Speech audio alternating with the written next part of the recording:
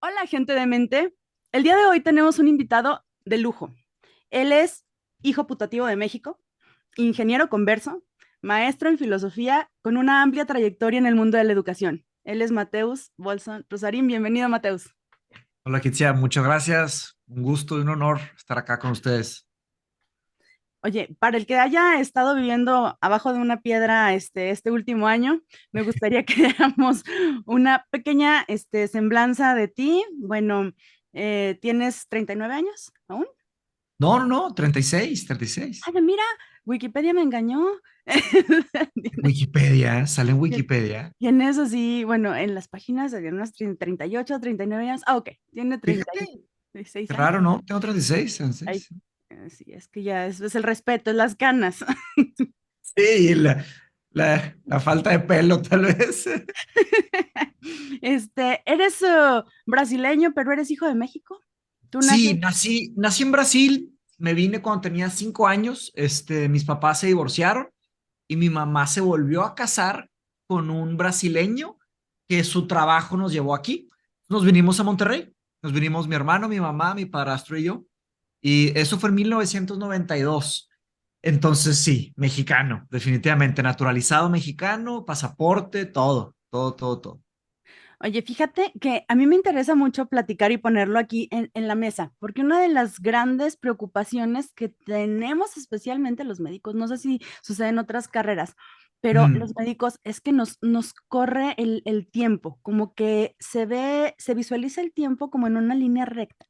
Entonces sales de la carrera y es como especialidad, subespecialidad, y no. Pero después como que suele verse la vida un poco más, bueno, desde mi perspectiva, ¿no? Como más em, horizontal, como que más amplia. Tú eres ingeniero en sistemas. Y esto sí, lo digo a colación de que algunos dicen, no, es que ya es muy tarde para empezar a estudiar filosofía. Tú eres ingeniero en sistemas. ¿Qué te hace sí. eh, cambiar el rumbo? Entonces, sí, estudié ingeniería industrial y de sistemas y como muchas personas, creo que les pasa, a mí me pasó, yo me sentía muy joven para escoger, ¿verdad? Porque parece ser que lo que te toca escoger es lo que vas a hacer el resto de tu vida. Y por la forma en la que está el mundo, pues económica y políticamente, parece ser que nuestro trabajo es una gran parte de nuestra identidad, ¿no? Es lo que eres prácticamente, ¿no? Cuando vas a una cena o a ver amigas o amigos, pues te preguntan una persona nueva, ¿qué haces? ¿A qué te dedicas? Y como que ahí empieza la conversación y así empiezan las amistades y todo.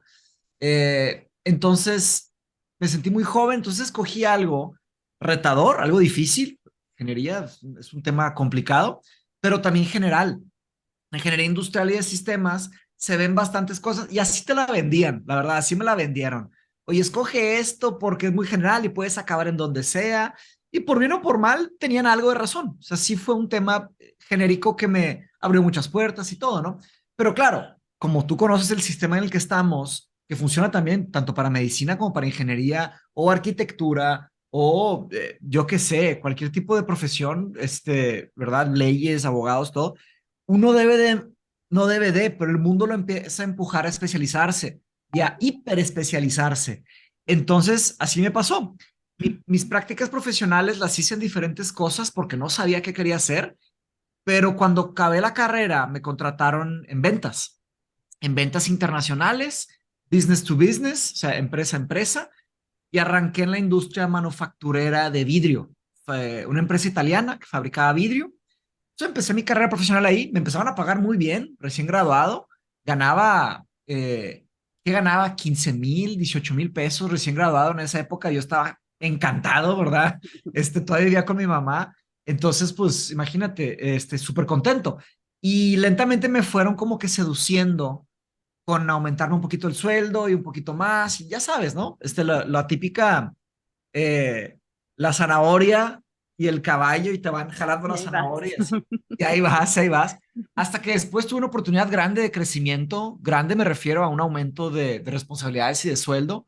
Me llevaron a una empresa que se llama Vitro, una empresa acá mexicana, regiomontana. Me mandaron a Brasil, ¿no? Yo estaba aquí en Monterrey, en la empresa italiana aquí en Monterrey, pero me mandaron a Brasil en Vitro, vidrio, ¿verdad? También, pero en vez de vidrio farmacéutico, era vidrio de diferentes cosas. Yo vendía vidrio cosmético, de vinos y licores, también farmacéutico, de alimentos. trabajaba con muchas empresas, ¿no? Y les abrí mucho mercado, platicamos con muchas empresas, hicimos muchas buenas ventas, llegamos a vender, pues, un buen año, pues $1 millón al año en vidrio, ¿verdad? Porque son contratos millonarios, ¿no? Claro que yo ganaba nada que ver con eso, o sea, ganaba, pues, y era un sueldo fijo.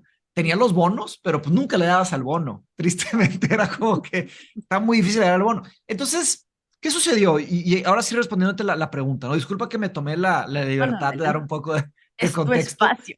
Sí, Sí. muchas gracias. Entonces, yo veía una desconexión en mi vida. Yo empecé a estudiar filosofía por mi cuenta desde los 15, 16, 17 años y empecé a escribir un poco más constantemente como a los 20. Empecé mi diario a los 20. Fíjate que yo pensaba que lo había empezado a los 15, pero ahora que hace poco vi la primera journal entry fue cuando tenía 20 años.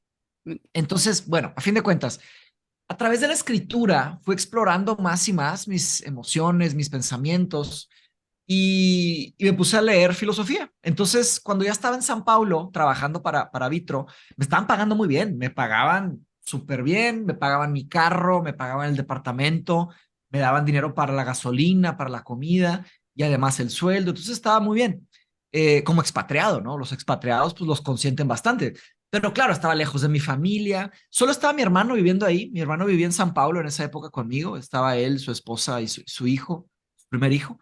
Pero yo en mis tiempos libres leía filosofía y en mi trabajo estaba pues en un mundo de ingeniería y de ventas, ¿verdad? Internacionales, de manufactura. Y además tocaba. Yo era DJ también. Soy DJ hasta la fecha. De hecho, aquí tengo mi mixer. Si se alcance a ver ahí Sí, abajo. sí. Ahí está mi mixer. Toqué bastante, unos 6 7 años y me fue muy bien. O sea, no económicamente, pero fui creciendo, ¿verdad? Toqué en festivales y todo. Pero me di cuenta que hay una desconexión, ¿no? Como que tenía este lado muy artístico y filosófico, que me iba a los antros a tocar en las noches, pero y luego en las tardes leía filosofía y luego de día trabajar en una empresa, ¿verdad? Y nada que ver ni con música ni con filosofía. Yo dije, algo está mal en mi vida.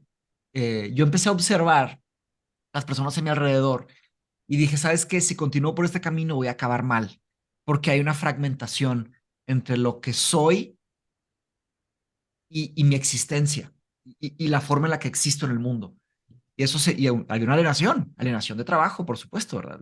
Marx. Entonces, mi esencia era una y mi existencia era otra. Y decidí hacer un cambio. Fue muy duro para mí, como te imaginarás, ¿no? Tuve que casi tirar una carrera a la basura, y era una carrera, pues, brillante, ¿no? Entonces, como buen ingeniero, que sigo siendo ingeniero, no tiré a la basura, primero pensé que iba a echar toda la basura, pero no, sigo pensando como ingeniero muchas veces y se complementa con mi pensamiento filosófico. Dije, quiero hacer una maestría en filosofía. Claro que es muy difícil, tú sabes, brincar de ingeniería a filosofía, o también de medicina a filosofía, hay muchos brincos difíciles. Pero yo pensé, dije, mira, solo porque es difícil no quiere decir que no lo deba de hacer. Al revés, lo fácil todos lo hacen, Claro. ¿verdad? Dije, aquí hay una oportunidad para ser original, ser auténtico. Y más en este Y ahí mundo que empezó. es una competencia continua. O sea, yo creo que te ves, por ejemplo, en este plano, te digo, imaginario, y de repente volteas a ver al que salió contigo de la primaria o de la licenciatura y dices, bueno, es que estos ya están haciendo otra cosa y yo siento como que ahí voy, pero no voy. Y si me regreso hasta el inicio, es un comenzar desde cero. Sí, es una decisión muy difícil de tomar. Sí, muy difícil. Fue una época muy, me dio mucho miedo, ¿verdad? Afortunadamente mi mamá me apoyó mucho. Mi hermano al principio no, pero después me apoyó mucho y me continuó apoyando mucho. Hablé con muchos amigos, con muchos primos, hice todo un plan de entrevistas, ¿no? Según yo, para entenderme y para entender lo que la gente piensa de lo que quiero hacer. Como te imaginarás, Kitsia, la gran mayoría de las personas como que me decían, muy bien, pero por dentro estaban, pobrecito, pero va a ser filósofo, se va a morir de hambre, todas estas cosas. Entonces es un tema complicado, ¿no? Y de esto que mencionas en la competencia, por supuesto, vivimos en un mundo hipercompetitivo, hipercompetitivo. Y es muy triste, porque, pues, ¿de qué se trata la vida? La vida es competir, no debería de ser, pienso. ¿Cómo ha sido para ti, Kitsia? Perdón que te haga una pregunta, pero ¿cómo fue para ti escoger estar en el mundo de la medicina? ¿Cómo fue para ti ese camino? Es que justo esto que tú me estás contando, me reflejo mucho en el camino de vida que yo sé que has tenido, porque igual, o sea, yo casi que nací en una familia de médicos, y a la par era una familia de artistas. Entonces tengo como que estas dos venas. Entonces, cuando Wow. nazco, yo veo fotos, por ejemplo, de mí jugando con mi hermana, auscultándola, ¿no? Con el estetoscopio, o de repente con una cofia mi hermana, ¿no? Así de, y era el ambiente donde crecimos, entonces era como un obligado de, vas a estudiar medicina, y luego sigue una maestría, y luego sigue un doctorado, y la especialidad, que es súper importante en el ámbito médico. Y a la par también veo fotos, por ejemplo, yo empecé con la música a los 6 años, entonces, Mm, a tocar diversos instrumentos, y allá va mi siguiente pregunta con respecto a eso, de que llegas a un órale. momento en que lo que tú piensas que es la normalidad, de repente la cuestionas y dices, es que ¿por qué tendría que ser así, no? O sea, aparentemente cuando vas creciendo bajo un sistema, tú dices, la vida tiene que ser así en tu entender. Y luego haces como un stop y dices, ¿por qué tiene que ser así? A mí me gustaba mucho la filosofía cuando estaba en prepa, por ejemplo. Desafortunadamente tuve una muy mala experiencia con un maestro déspota, ignorante, ahora lo entiendo que muy ignorante, Wow. que Wow. cuando uno lo cuestionaba, obedecía algunas cosas que no cuadraban. Bueno, a mí de hecho me sacó de clases, me reprobó en esa materia, tuve que presentarla yo en dirección, No pero manches. sí, y de tener 10 completos en la boleta de calificaciones, porque aparte como que era niña de 10, entonces decía, bueno, a ver, y creo que ese maestro me enseñó. ¿Tenía algo en contra de ti o qué? O la forma en la que pensabas o lo que preguntabas o qué? Pues yo creo paradójicamente el pensamiento crítico molesta a la gente, la Sí, tiende a sí. ser como una mosca, ¿no? Entonces era como, ya déjame en paz, o sea, no me cuestiones. Y yo quería, No, hombre, al revés. La filosofía se trata de eso, mientras más mejor. pues yo quería saber y yo quería conocer y yo quería, o sea, y no era mala onda, pues estaba en prepa, yo era al contrario, quería decir que ya, profe, pues eso está mal, como que eso que usted está diciendo no es tan así.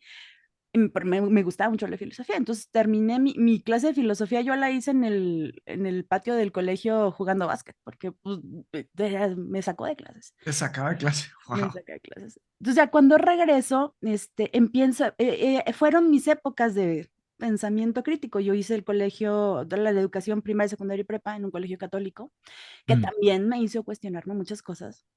Entonces llega un punto donde de repente es como, o sea, como una revelación, o sea, como una epifanía y dices, a ver, es que esto no, lo que tú dices, no, como que algo no cuadra, como que algo no está bien. Voy como un zombie a lo mejor por la vida aceptando que lo que me están diciendo que es la vida, realmente es la vida y no. Y ahí es donde quería hacerte una pregunta, o sea, tú dices que empiezas a leer filosofía, Sí. pero ¿cómo es tu acercamiento con eso? Porque yo he escuchado algunas veces que haces una analogía así como que es una puerta, o no sé si la he entendido mal, ¿verdad? Como que es una puerta que abres Ujú. y debes de tener una decisión como echarte un clavado en una alberca de agua fría, no sé, es como duele, Sí, el duele, brinco le estaba llamando. Le pero estaba llamando últimamente, le estaba llamando el brinco, ¿no? Como que aventarte. Y sí tiene que ser así, la verdad. Claro, mientras más te prepares, mejor. Siempre he dicho, planear es gratis, ejecutar en el mundo es carísimo. Te cuesta tiempo y te cuesta dinero.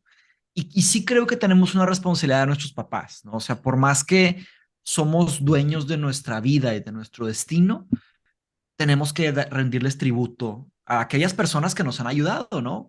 Pues quién más que nuestros papás, pero también tíos, amigos, primos que han confiado en nosotros, han depositado sus emociones en nosotros, han confiado en nosotros por largos años.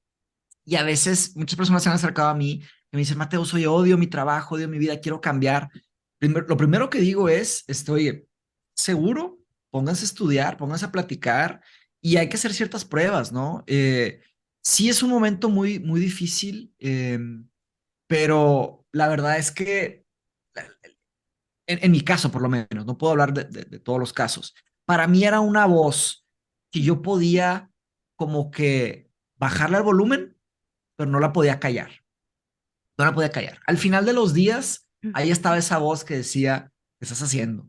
¿Qué estás haciendo aquí? ¿Qué está pasando? Porque yo también siempre fui muy observador y observaba, y en esa época observaba a mi jefe y al jefe de mi jefe y al director de no sé qué, y yo veía que sus vidas no eran buenas vidas y sus mentes no eran mentes florecientes, abiertas, interesantes, ¿verdad? Cosas como seguro hemos escuchado un cliché que dicen que la gente mediocre habla de gente, que la gente interesante habla de ideas, algo así, ¿verdad? Y hay varias variaciones de ese cliché. Y es un cliché, pero es cierto. O sea, estar platicando de cosas materiales o estar hablando de otras personas como chismes o morbo, yo llegué a la conclusión que no vine al mundo para eso. Yo no vine al mundo para eso. Yo vine al mundo para o hacer grandes cosas o fracasar en grandes cosas. Entonces dije, vamos a darle. Y claro, da miedo, ¿no? Da miedo. Entonces, ¿qué fue lo que hice? Hice un plan, ahorré dinero, porque a veces la gente romantiza lo que yo hice y se piensa que nada más me aventé a lo loco. No, lejos de eso. Estuve calladito trabajando, y juntando dinero. Luego estuve desempleado bastante tiempo, perdí bastantes amigos, perdí, pues, alguien puede decir que perdí bastante tiempo, pero no, estaba ganando, estaba recuperando mi tiempo, porque finalmente mi tiempo fue mío. Y me di cuenta de una cosa, ¿sabes? Que no necesitamos tanto dinero, ¿sabes? Ese camino que tú dices, lineal, de que más dinero significa éxito y más éxito significa más dinero, es un juego que nadie gana.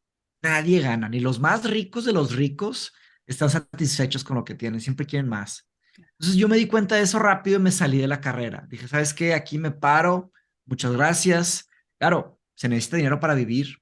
Eso es una realidad del mundo en el que estamos, una triste realidad, quiero agregar, pero no es todo lo que hay.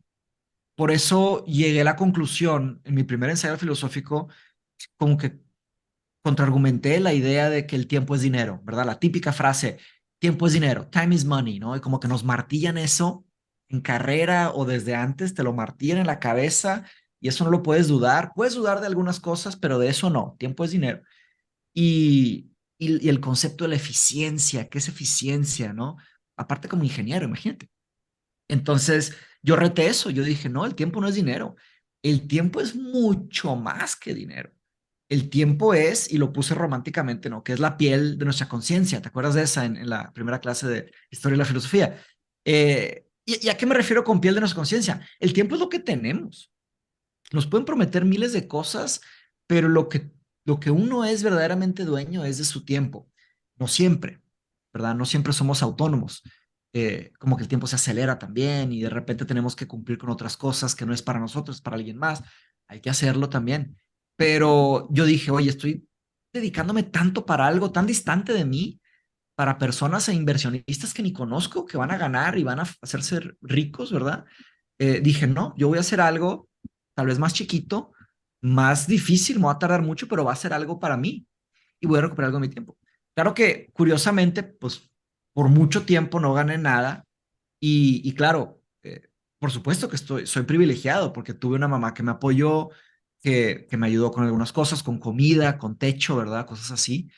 Pero, por ejemplo, me di cuenta que no necesitaba estar saliendo a cenar todo el tiempo, no necesitaba estar yendo a antros, estar tomando, estar, ¿verdad? Cosas que se cuesta una fortuna todo eso, no nos damos cuenta, pero gastamos tanto dinero en eso y pienso que los que más gastan dinero en esas cosas es porque odian mucho su vida. Pero, ¿sabes? Pienso yo, digo, es un argumento, se puede contraargumentar, todo lo que se dice se puede argumentar, pero mi punto es que imagínate que odias tanto tu trabajo, pero llega el fin y tienes que comprarte un chorro de cosas para como que tapar ese agujero, ¿sabes?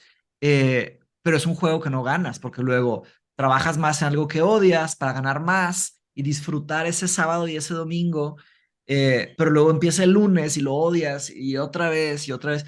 Entonces dije, no, voy a hacer otro tipo de vida para mí que sería trabajar con algo que me interesa. Eh, y aquí estamos. Claro que como todo en la vida no es así de fácil. Trabajar con lo que amas también es difícil, ¿verdad? Este, Yo creo que más pero difícil. pues también se puede ver como más difícil, porque imaginemos que hay algo que nos apasiona tanto que lo queremos hacer todo el tiempo, pero lo haces todo el tiempo un día, todo el tiempo 2 días, todo el tiempo 3 días, todo el tiempo un mes, todo el tiempo 3 meses, todo el tiempo 2 años, hasta que quieres hacer algo diferente. Pienso que ahí el ser humano es polifacético y multidisciplinario y tenemos muchos intereses. Parte del problema del mundo en el que estamos, pienso, es que nos empujan a hacer una cosa el resto de nuestras vidas. Eso. Y me acuerdo mucho de esto que se menciona el mito de Sísifo, que de repente somos como, sí, ya llegaste, baja y luego Luego y otra otro vez. día, y es igual, y es igual. Y de repente, claro, por eso hay existencialistas y se vuelve uno muy nihilista, ¿no? En ese aspecto de, bueno, y luego, Y luego, y ¿para qué luego todo, verdad? ¿para qué todo esto? Y luego de Sí, repente te das cuenta de que la vida es finita también y sí. pues será, Se nos va el tiempo, sí. Mira, ahí sí son, o sea, sí hay peligros en el nihilismo, ¿no? O sea, Nietzsche lo expresa claramente con su metáfora del abismo, ¿no? O sea, si te quedas observando el abismo suficiente tiempo, el abismo te va a empezar a voltear a ver a ti, ¿no? Y es como que una frase medio tenebrosa, medio arcaica, que tiene mucha más profundidad, ¿no? Habla de otras cosas, ¿verdad? Pero mira, el nihilismo no es una postura que pienso que deberíamos de tomar en serio, porque el nihilismo sería nada tiene sentido. Y eso no es cierto, eso no es verdad. No tendríamos cosas como lenguaje, por ejemplo. No tendríamos cosas como, oye, haces algo que te interesa o te gusta o te trae un tipo de placer o algo. Ahí es donde encontramos sentido en el mundo. Pienso que eso es una gran pregunta que tenemos que respondernos. ¿A qué le atribuimos sentido a nuestras vidas? Y es una pregunta abierta. No creo que haya una respuesta equivocada o correcta. Simplemente cada quien tiene que entender esa respuesta y esa pregunta. Si a mí me interesa jugar ping pong todos los días y ahí es donde está el mayor valor para mí, oye, debería de buscar formas de jugar más ping pong, ¿verdad? Es lo que digo. Dedicarse a ping pong, pues quién sabe, tal vez no, ¿verdad? Pero si de pronto el trabajo que hacemos o la vida a la que vivimos no está de acuerdo a lo que nosotros queremos, sí, hay que pensar un poco en el tiempo y pensar que en algún momento vamos a llegar a la tercera edad y vamos a voltear atrás y podemos estar orgullosos o ansiosos o tristes de lo que hemos hecho, ¿no? Nos podemos engañar a nosotros mismos. Hay gente que se engaña por muchos años y de pronto se da cuenta y cada vez es más difícil hacer cambios. Y fíjate Entonces, que pasa mucho en mi medio, por ejemplo, mm, porque la medicina es una carrera muy celosa, muy, muy celosa. mm, Entonces pasa que mm, se consume, bueno, de hecho, todo el periodo de licenciatura y especialidad, bien te consume 24/7, 14 años, fácil. wow. ¿Eso Entonces, pasaste tú, Kitsia? ¿Tú eh, viste eso? sí, y sí, no, porque te digo que yo de repente tenía como despertares Ok. y la verdad es que me fui aterrizando. Una de las cosas que a mí me hizo despertar, por ejemplo, fueron mis hijas. O sea, tengo Tus yo tres hijas. hijas Qué y padre, felicidades. la verdad es que Oye, pero te saliste disculpa, ¿te saliste de trabajar medicina? no. ¿Sigues en eso? Ah, ok, ok. Pero tuviste despertares, ok. Sí, sí, no, más bien en la manera en que estaban haciendo las cosas, porque yo Ya. veía cómo de repente sales de la licenciatura. Yo, por ejemplo, apliqué para la primera vez que presenté examen de residencia para pediatría, pero siento que fue una suerte de autosabotaje porque pasé y antes de entrar a la especialidad dije, no, no es lo Wow. que quiero hacer. O sea, fue mi primer momento te digo, de despertar y dije, Oye, muy importante eso. y muchas personas entran porque es como, es muy difícil pasar el ENARM y tienes que entrar, o sea, ya no es de que quieras, es que como que es el deber social, ¿no? O sea, es esta carrera incansable que tienes que seguirle y ya estás adentro y ahora te aguantas. Y dentro de las residencias, que fue ahí donde empecé yo a detectar muchos problemas académicos y éticos. La verdad es que por eso me interesa mucho el acercamiento el ambiente médico a la filosofía y al pensamiento crítico de todo esto, ¿no? Em, Perdón, me está dando un poquito de agua aquí a la... no te apures. No, por acá tengo yo a Vi mi que tienes una tú, perrito o perrita, estaba acostada ahí atrás. tres. Tres, No, es que se wow, rolan. qué padre. Oye, entonces me decías, empezaste a leer algo, algo que se me ocurrió ahorita fue como la ortodoxia, ¿no? Como que cómo se traen vestigios del pasado y se tienen que hacer las cosas de una manera. Me imagino que eso te enfrentaste con eso también, ¿no? Claro, porque es un sistema muy, muy arcaico, demasiado.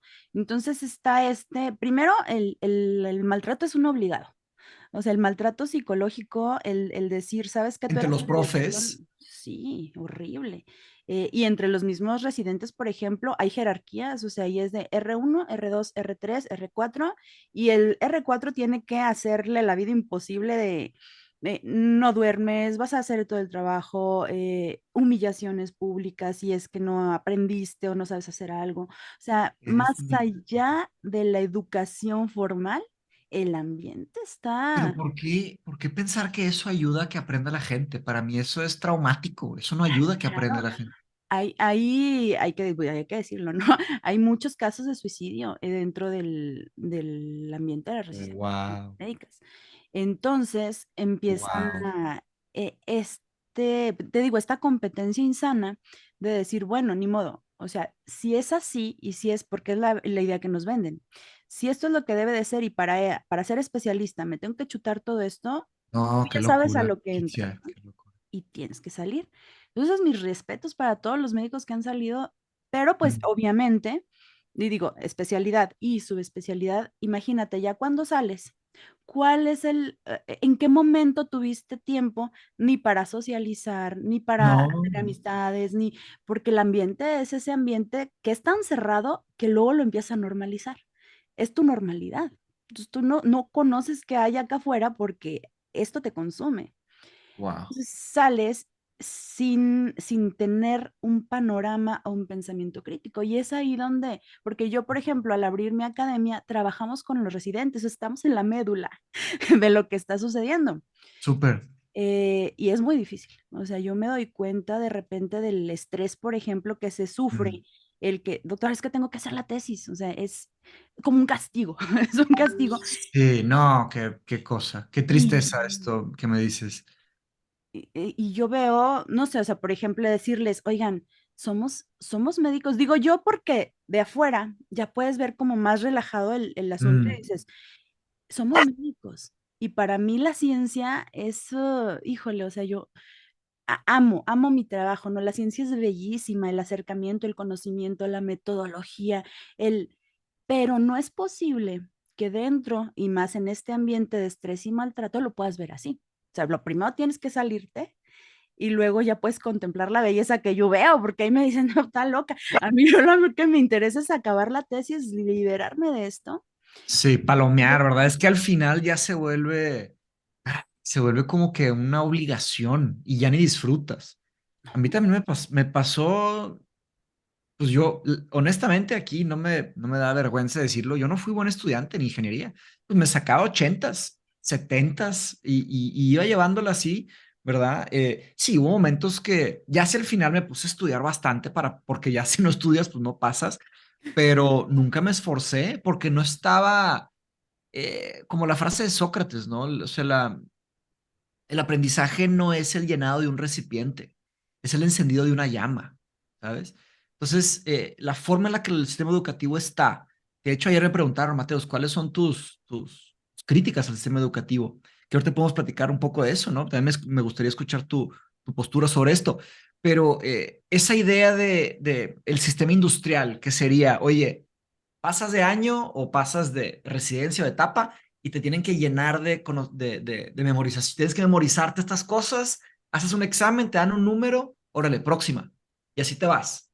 Es como un sistema de cubetas, te fijas, sería como una banda, esas bandas que avanzan, como en el aeropuerto, ¿no? Que están las maletas, y avanza y te ponen algo, como si fueras un vaso, y avanzas y te ponen algo. Eso no es educación, educación es despertar la llama de la curiosidad y buscar entender las cosas, entendimiento, no memorización, ¿no?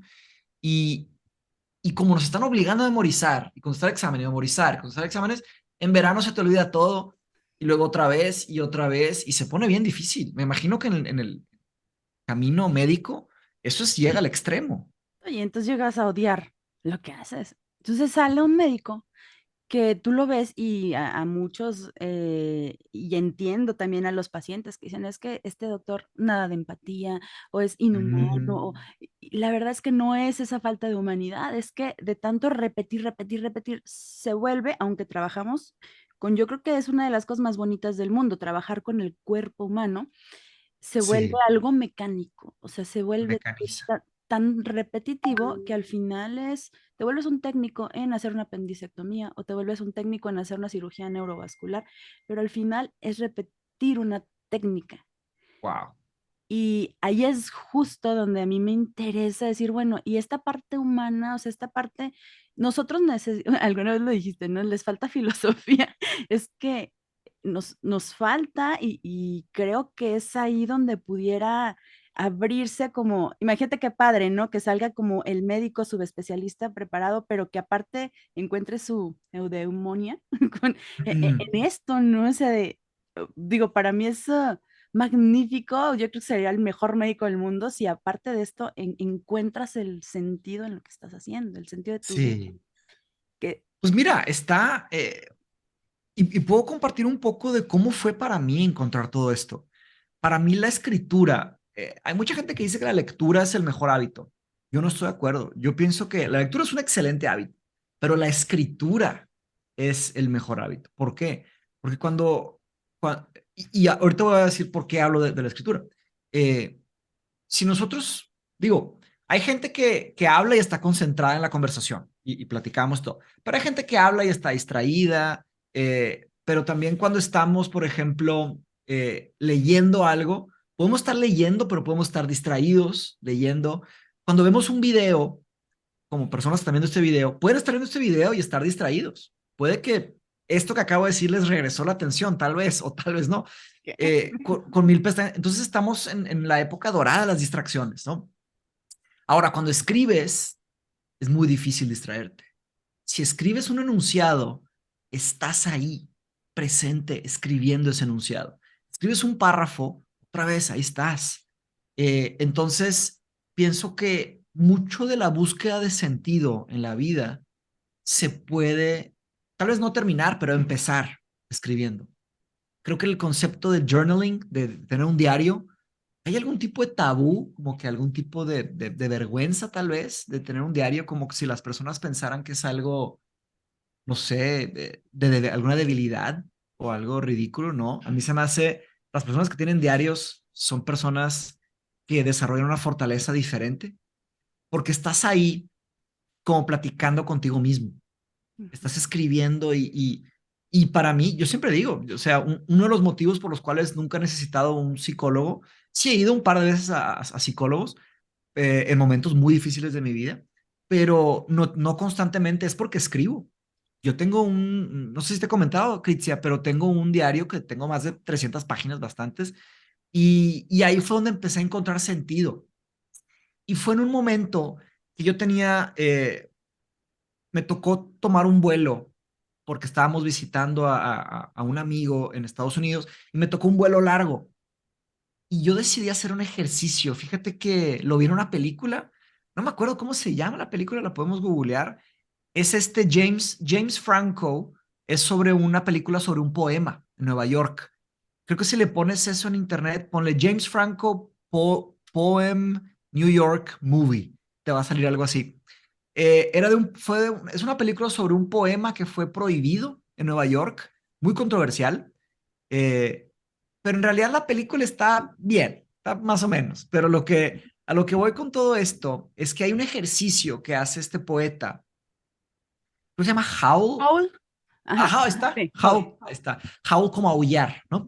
Hay un ejercicio que hace este poeta que se me hizo fascinante y decidí hacerlo. A ver si alguien que escucha aquí contigo se decide aventarse ejercicio. Y ahora que lo pienso, lo podríamos hacer en Mindshop. Sería un ejercicio interesante en Mindshop de escritura. El ejercicio es este. Es muy sencillo. Te sientas a escribir y no te paras.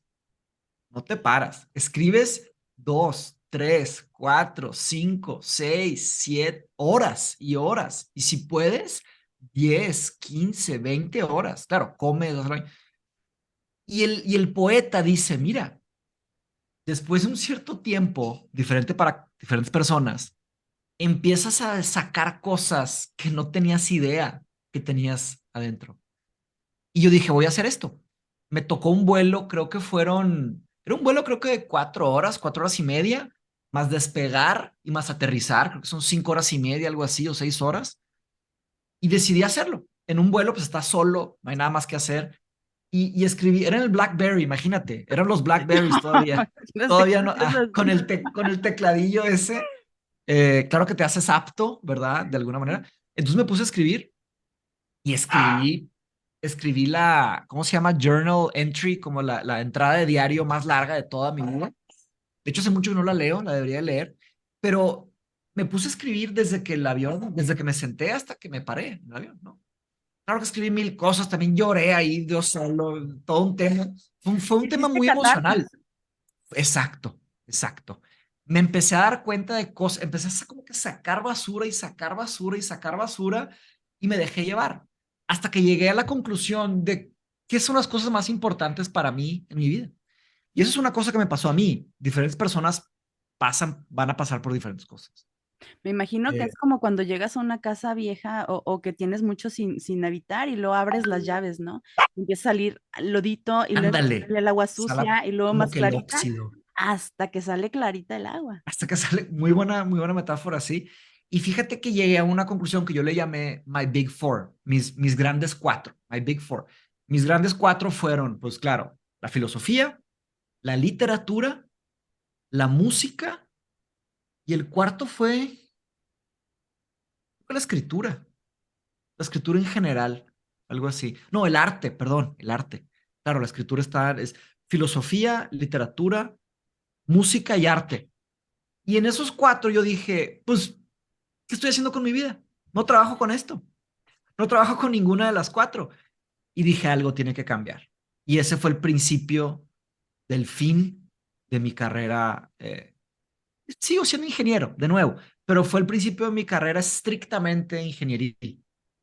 Claro que para ¿Consideras Mindshop uso mucha ingeniería, pero sí, disculpe. No, no, no.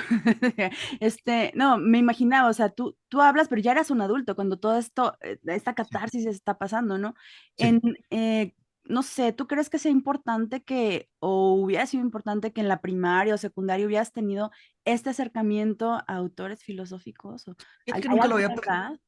nunca lo había pensado. Tal vez. Y digo tal vez porque yo creo que se requiere cierta madurez y diferentes personas maduran de diferente forma, ¿no? También, generalmente hablando, yo sé que es difícil generalizar, pero que las mujeres maduran más rápido que los hombres y diferentes situaciones o traumas o sucesos en la vida de cada quien los pueden o las pueden llevar a madurar más lento o más rápido. Hay todo un caleidoscopio de factores, ¿no? Pero creo que si tuviera que decir un sí o un no, diría que sí ayuda. Siempre están seguro te tocó a ti también, en prepa o en carrera, te ponen esos exámenes de ubicación o de vocación, a Ujú. mí me salió que debería ser jardinero y curiosamente me encanta y ahorita tengo muchas plantas y me encanta la jardinería y en algún punto de mi vida me voy a dedicar a la jardinería. Curiosamente me dedico a lo opuesto ahorita, que sería la tecnología, que sería lo artificial, ¿verdad? Estoy estudiando inteligencia artificial, la filosofía de la inteligencia artificial, pero bueno, la filosofía sí es algo natural, algo de los humanos, ¿no? Pero en Mindshop eres una especie de jardinero mental. Muchas gracias. Muchas gracias. Sí, Sí sí, trato de sí. hacer eso. Sí, fíjate, trato de ir creciendo las ideas de las personas, ¿no? Como plantas. Pero tal vez en un sentido más literal, en un futuro me gustaría hacer un proyecto de jardinería o de hidroponía. Me encanta la hidroponía, se me hace que es algo muy interesante. Pero fíjate, cómo a veces, como tú dijiste, como a la mitad de nuestra conversación, estamos caminando como ciegos y sin pensar, ¿no? Y hay momentos que decimos, oye, wow, ¿qué pasó, no? ¿Qué está pasando? ¿A qué horas llegué aquí? Por eso me gusta también tanto la canción de Time, la de Pink Floyd, ¿no? Es una canción de mucha reflexión. Entonces, todo esto que llevamos platicando conecta con una palabra que tú mencionaste, que es el sentido, buscar sentido en nuestras vidas. Creo que a veces como que estamos en piloto automático. Heráclito, de alguna forma lo dijo. ¿Te acuerdas el aforismo que dice, la mayoría de las personas son soñadores dormidos en el mundo, en sus mundos privados? Y caminamos dormidos. Pensamos que estamos despiertos, pero estamos dormidos. Y aplica para todos. Tenemos que de repente ponerle pausa y observar. Este ejercicio de personas más jóvenes, sí, definitivamente. Claro que es muy difícil que logremos que jóvenes o niños se queden una cantidad de horas escribiendo, ¿verdad? Por lo menos yo era un niño muy inquieto. En general, los niños son muy inquietos. ¿Tú Pero sí, propondrías, por ejemplo, meter filosofía en secundarias? en primaria. De Hay, hay un movimiento muy grande que se llama Philosophy in Schools, que lo arrancó un filósofo de Cambridge, de hecho, curiosamente, que hay en la universidad en la que estoy haciendo mi segunda maestría, pero se desarrolló por toda Europa y lo pueden buscar, pónganle en Google Philosophy in Schools y pónganle, yo estuve en Philosophy Foundation, me tocó dar clase de filosofía a niños muy, muy, muy chiquitos, muy divertido. Claro que enseñas de otra forma, ¿no? Enseñas a través de historias para niños, metáforas, cuentos, todo esto, pero es muy recompensante porque los niños son filósofos naturales, o sea, son natos, porque tienen la mente muy libre. Muy, muy Claro, y bonito. no tienen los sesgos que nosotros tenemos, ni están pensando en, híjole, si digo esto y si se burla, o si me regaña, o si no hace eso, Sí, no, lo pienso sí. y lo suelto. Y creo que esto es parte, digo, yo me imagino, ¿no? Así como la educación perfecta, a lo mejor dentro de la primaria o hasta en preescolar, no sé, que se incluyera de manera formal y que se le diera la importancia que tiene la filosofía y el arte. Es muy común, por ejemplo, que ya en licenciatura de repente alguien dice, no, yo me quiero dedicar a la carrera de música y no sé nada, pero pues me quiero dedicar, así como me quiero dedicar a lo mejor a una ingeniería.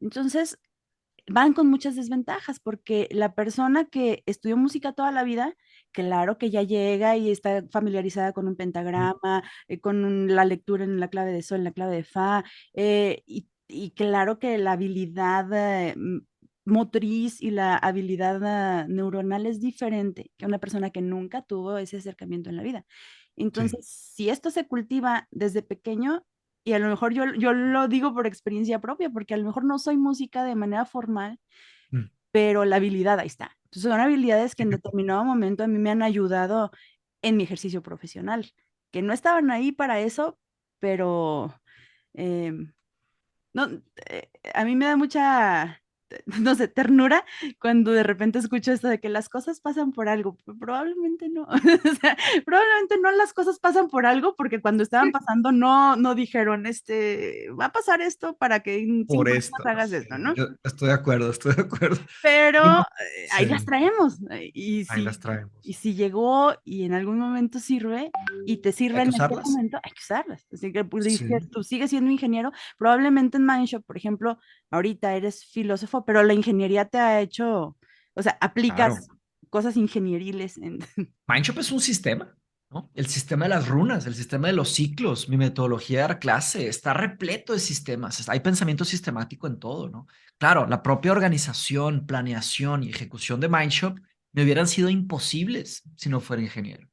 Entonces ahí sí me siento muy afortunado. Tengo un doble par una doble visión, ¿no? O sea, tengo la visión de ingeniero y la visión de filósofo que se complementan. Y uno pensaría que la ingeniería no tiene nada que ver con la filosofía. Se puede contraargumentar eso, porque la base de ambas es la lógica, es hacer lógica, ¿no? Que también lo une con las matemáticas, ¿no? La filosofía y las matemáticas tienen mucho que ver, cosa que en América Latina nos han dicho que no. Aquí los departamentos de filosofía son filosofía y letras o filosofía y teología, listo, o filosofía pura. Pero en otros lugares del mundo hay departamentos de filosofía y física, filosofía y matemáticas, filosofía y ciencia, por supuesto, la Universidad de London School of Economics, una gran universidad, parte de la Universidad de Londres. Su departamento se llama Filosofía, Lógica y el Método Científico. así se llama, y son departamentos enriquecedores que florecen, que crecen, que son muy, muy buenos. Volviendo a lo de los jóvenes, los niños, definitivamente, podemos preguntarnos una cosa. ¿Por qué llevamos matemáticas 1, matemáticas 2, matemáticas 3, matemáticas 4, matemáticas 5, matemáticas 6, pero no llevamos, por ejemplo, filosofía 1, filosofía 2, filosofía 3, filosofía 4, filosofía 5, ética 1, ética 2, ética 3, ética 4, ética 5, epistemología 1, epistemología 2, epistemología 3, epistemología 4? Todos tenemos una ética, todos tenemos una epistemología, todos tenemos una estética, una lógica. La pregunta es qué tanto están desarrolladas. Porque alguien podría decir, no, pues en matemáticas te enseñan lógica. No, en matemáticas te enseñan el aspecto matemático de la lógica para aplicarlo a las fórmulas y contestar los exámenes. Pero no te enseñan, por ejemplo, el conocimiento matemático, la historia de las matemáticas. ¿Para qué sirve una comprobación matemática? ¿Qué es una fórmula? Que sería la filosofía de las matemáticas, ¿no? Ujú. Y entonces también martillan mucho eso y mucha gente acaba odiando matemáticas también, que es otro. Y te hacen utilitario. Y También te es hacen otra utilizar. cosa que pasa en la escuela, ¿no? O sea, tú aplicas o tú estudias para sacarte un 10, pero no Sí, se hace una por la concepción de consecuencia, sí, es claro, cierto. y eso es fatal, porque si tú estudias para sacarte un 10 siempre estás esperando una recompensa, pero si tú estudias para aprender y aplicarlo en la vida y tienes una concepción más amplia, el 10 te viene valiendo gorro. Sí, completamente de acuerdo. Y fíjate qué contraintuitivo es, ¿no? O sea, ¿para qué estudiamos? Pues mucha gente piensa que estudiar es para ganar dinero. Y sí, de nuevo, tenemos que regresar al punto de que todos necesitamos ganar dinero. Pero si pensamos que aprender se trata de ganar dinero, acabamos mal, acabamos insatisfechos. Si se hicieran encuestas y las personas respondieran honestamente, ¿qué tantas personas les gusta lo que hacen? Pienso que estarían en el 90 y tantos por ciento dirían que no, si no es que 99. Es bien, bien difícil. Ahora, ¿cómo resolver esto? Esa es una pregunta larga. Eh, Me gustaría hacerte una pregunta. ¿Por qué haces este espacio? ¿Por qué haces este podcast? Pues, yo creo que por muchas razones. Uno, porque me acerca al conocimiento con personas, este espacio que tenemos que para platicar, pues, a mí personalmente me enriquece mucho, y yo creo que de alguna manera indirecta el enriquecimiento que yo estoy obteniendo, yo lo quiero compartir con el resto, cuando menos de la comunidad a la que yo tengo alcance, ¿no? Porque, Claro. por ejemplo, a mí entrar a Mindshop me ha cambiado mucho la visión de muchas cosas. Entonces, a mí sería como decirles: "Oigan, aquí hay algunos me hablarían de maná, ¿no? Es que hay ¿De maná, qué? Ah, hay maná. Ya, ya, maná, ya. sí, sí. O sea, ahí hay. Entonces, ¿por qué?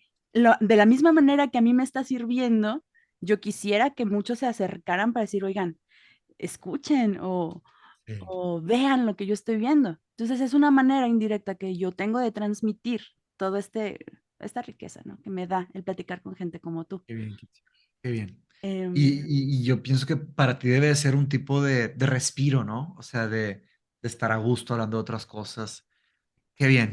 No, pues mira, fíjate que, o sea, curiosamente para mí lo que me llevó la filosofía, definitivamente, eh, lo que me magnetizó, porque una cosa es leer filósofos tipo Platón, Aristóteles, ¿verdad? Presocráticos, o hasta Descartes, Kant, que son filósofos de máximo nivel, ¿no? Pero otra cosa fue hacer filosofía hoy.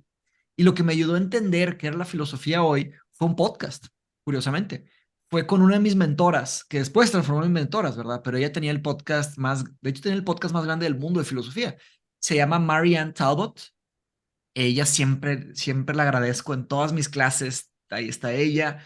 Siempre le rindo tributo. Debería tener una foto de ella aquí, ahora que lo pienso. Voy a poner una foto suya por ahí.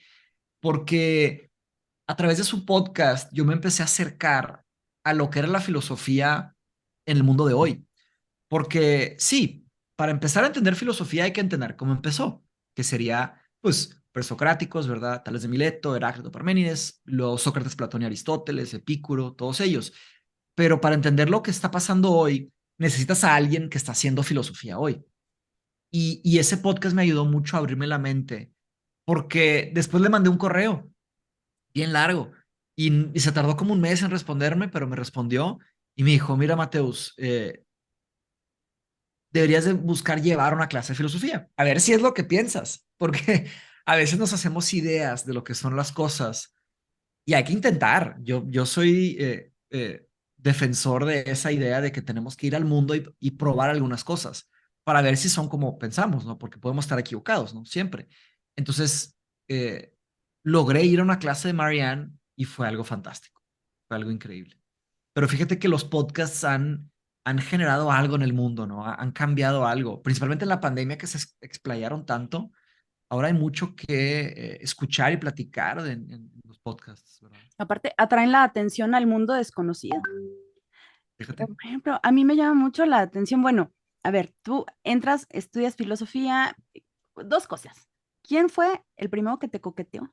O sea, porque uno podría haber estado en el mismo lugar que tú, pero empezar a leer y decir, ay, o sea, yo, por ejemplo, acá, ay, me acaba de llegar, tengo un libro de la ética de Nicómaco, pero, Ay, Nicómaco, gran libro. este, Gran pero libro. para llegar a eso, ahí hubo algunos coqueteos, ¿no? Entonces, Sí. ¿quién hizo como que la magia de que tú te enganchas ahí? ¿Y qué Sí. huecos viste que tú no te conformaste con que existe la educación formal en filosofía, pero tú quieres crear? O sea, Mindshop es Ujú. creación. Entonces, a mí Sí. me gusta mucho lo que tú estás haciendo porque no te quedas en, está bien, o sea, soy estudiante y ahí no, tú creas y transformas e invitas, ¿no? Pero para eso debiste haber detectado un hueco o falta algo. Sí. ¿Qué fue? Sí. Yo me di cuenta, bueno, uno de los primeros filósofos que empecé como que a rascarle pues, fue Nietzsche, desde muy, muy joven, porque es un filósofo pues, muy sexy que tiene unas frases, ¿verdad? No me refiero a él es terrible, me refiero más bien a Cada la quien sus forma, gustos. la, a la forma en la que escribe, ¿sabes? A la forma en la que escribe Nietzsche, te invita a que tu mente viaje, que empieces ¿verdad? Y en parte la filosofía se trata de esa capacidad de asombrarte, como que la vida mundana se hace muy aburrida, la filosofía te asombras otra vez y de tiempo en tiempo encuentras una filosofía que dices, wow, no puede ser que alguien escribió esto. Nietzsche fue los primeros, pero rápidamente me pasé a los griegos, ¿no? Que ahí está una de mis grandes pasiones, que creo que todos ya saben, que es la filosofía griega antigua. Me Ujú. puse a leer a Platón y Aristóteles y luego conocí la vida de Sócrates y luego entendí a los presocráticos y fue algo no fantástico. Los diálogos de Platón creo que son una fuente eterna de sabiduría y conocimiento. Pero ya un libro que leí fue Las consolaciones de la filosofía. Consolations of Philosophy de Alain de Botton. Él es creo que su padre era una persona me corrigió en internet, yo pensaba que era francés, inglés, pero su familia tiene una mezcla, creo que de Armenia o algo así, o, o Israel, si no me equivoco, algo así, pero también algo de Francia. Y él escribió un libro que el título se copió de un libro medieval de Boethius que se llamaba igual, Consolations of Philosophy, pero su libro contemporáneo se llama Las Consolaciones de la Filosofía y cada capítulo es un filósofo y un tema, muy, muy directo. Claro que no es un libro de filosofía, hay que tener claro esto, es un libro sobre filosofía. Mm. Él habla de filósofos, pero no es tan técnico ni académico. Por eso es un buen acercamiento para como que romper un poco el molde de lo que creemos que es filosofía para saber, pero luego hay que seguir investigando, ¿verdad? Ahora, ¿qué fue lo que pensé que faltaba? Yo después de hacer mi año de carrera, porque hice un año de carrera en Londres de filosofía y literatura europea, leí literatura alemana, italiana, francesa, holandesa, británica. Muy, muy enriquecedor todo esto. De hecho, ahora que lo digo, me doy cuenta que me hace falta volver a leer más, o sea, volver a adentrarme en novelas, en literatura. Hay mucho que aprender también de la literatura. Pero después de ese año y el año de maestría de filosofía, regresé a México, regresé a Monterrey y me quedó clarísimo como el agua que nadie sabía que era filosofía. Nadie, nadie, absolutamente nadie. Claro, de las personas que yo conocía, que platicaba, pero pues era bastante gente. Yo dije, ¿qué está pasando? nadie sabe qué es. Y dije, mira, aquí yo puedo aportarle mucho a México y puedo aportarle mucho a América Latina. Y ahí nace el podcast de Russell Bros. Mi hermano tampoco tenía idea de qué era. Empezamos juntos estudiando, investigando. Vaya, yo ya tenía mi maestría, pero en Russell Bros, pues seguimos explorando, investigando ideas y más y más. Y él aprendió mucho conmigo, yo aprendí mucho con él, por supuesto, siempre nos estamos aprendiendo uno con el otro. Pero vaya, era una cosa que nos dimos cuenta, yo me di cuenta que nadie sabía. Eso era claro. Eh, claro que el critical thinking, que es el pensamiento crítico, es algo que pues, lleva muchos años sucediendo en muchos lugares del mundo. Me di cuenta que nadie sabía qué era por acá. Entonces, pues ahí me enfoqué. Mindshop es una sociedad de conocimiento que también pensé que la idea de escuela de filosofía o institución, dije no, esas palabras están muy utilizadas, muy prostituidas, para mí no está ahí.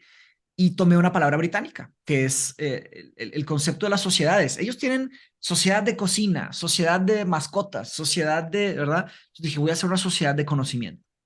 Eh, y para ser más preciso, somos una sociedad de entendimiento, ¿verdad? No es nada más, porque conocimiento podría ser, oye, pues memorizas y ya tienes el conocimiento de algo. No, nos dedicamos a entender, no nos dedicamos a memorizar. Y luego están las runas, que tenemos la runa de cine, tenemos la runa de escritura, y la runa de debates y la runa de lectura, todo esto, ¿verdad? Me pasa que cuando estoy adentro siento que llega el sombrero seleccionador y luego es como, vas a ir a la Ah, runa. te va a tocar la runa de tal, fíjate. Sí. Sería padre que hiciéramos, oye, qué buena idea, me ayudaste a parir, que podríamos hacer un tipo de, un programita aleatorio, que sea aleatorio, tipo de las runas, y le picas y te toca una runa, y te manda una Está runa. padre.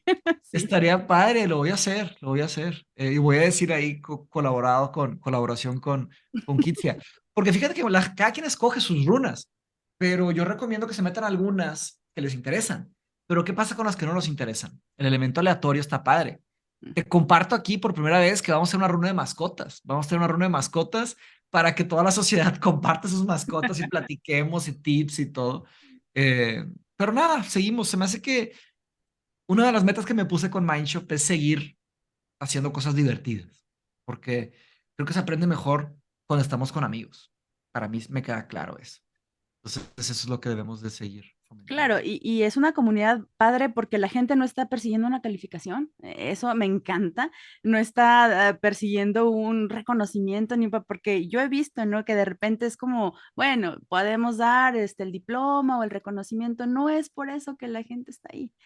Es la socialización, Exacto. es la construcción de las ideas, es el encontrar gente con la que voy a ir a platicar, no de otra gente, sino las pláticas ahí son de ideas y Mm. eso es muy constructivo y digo, para la salud mental es genial. Por supuesto, por Sí, sí, supuesto. sí. Sí. Está el elemento cognitivo, ¿verdad? De aprender, de estudiar y todo esto, de entender. Y el elemento social, ¿verdad? También muy fuerte. Debemos de juntarnos más, Kitsia. Es lo que yo pienso, ¿sabes? La sociedad nos ha ido muy bien en el tema de los ciclos. Hemos ido avanzando bastante. Ya somos, como te comenté, híjole, ya se nos va acabando el tiempo. 1650 personas ya que han llevado clases conmigo y con los doctores, ¿no? Con nosotros, pero activos, bueno, activos somos 1100 en las comunidades de WhatsApp, pero que verdaderamente nos veamos, somos muy poquitos, sabernos físicamente. Entonces voy a planear por ahí una junta anual, lo he dicho mil veces, pero pues ya, tenemos que encontrar una forma para encontrarnos. ¿Tú dónde vives, Kitsia? Perdón, no me Durango. acuerdo. En Durango, ok. Sí, sí, Hay sí. que hacer una, tal vez sería en la Ciudad de México, sería lo más fácil, pienso yo, o en Monterrey, no sé. Te comento que vamos a juntarnos en Cancún en agosto. De hecho, ya me toca empezar a anunciar. Vamos a pasar a hacer ahí una junta. Pero claro, pues que es muy difícil ir a Cancún y planear y todo. Pero bueno, vamos a ver cómo le hacemos. Por lo pronto, de forma digital. Me parece excelente. Matos, muchísimas gracias por este espacio. Yo sé que eres una persona bastante ocupada y bueno, te tomaste el espacio, el tiempo para compartir esto. Ojalá que muchas de las médicas compañeras, porque digo médicas no con el afán de menospreciar a los médicos, pero pues es la comunidad que más nos sigue. Claro, lo De que salud más. para las doctoras ¿Eh? apoyando a doctoras en el grupo de edad Qué padre. Te comento también que el mes próximo va a sacar, bueno, vamos a hacer la presentación formal de mi libro, se llama ¿Y para cuándo la tesis? Que Me es, comentaste. A ver si hacemos en unos meses más adelante otro episodio sobre esto. Me encantaría saber bastante de esto, porque me va a tocar hacer una tesis, Kitsia. Yo voy a comprar tu libro. Me va a tocar hacer la tesis de luego llegamos. filosofía de la tecnología. Fíjate, qué bien.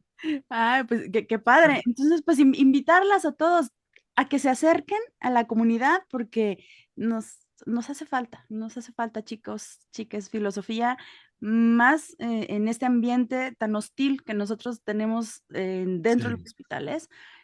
Cambia mucho la panorámica, entonces pues los invito a que se den una vueltita por la comunidad de Mindshop. Muchísimas gracias, Mateus. Gracias, Kitsia. Un ¿Algún último comentario, que también tenemos una runa de las mujeres en la filosofía, que se trata del tema de, pues estudia a las mujeres filósofas, además de esto se estudia también el tema del feminismo, todo esto. Entonces, pues las invito, necesitamos también más presencia de las mujeres en la filosofía.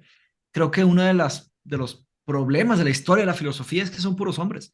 Pero claro, también la historia de las matemáticas, la historia de la ciencia, tristemente son puros hombres. Pero esto está cambiando y tenemos que seguir acelerando el proceso. Muchísimas gracias. Gracias, Pues un Kitsia. abrazo también a toda la comunidad de Mindshop y pues gente de mente, nos vemos en el siguiente capítulo. Esperamos tener otra vez a Mateus por acá. Sí será. Cuando se pueda lo haremos, ¿ok? Muchísimas gracias. Número desconocido. Bye bye. Listo.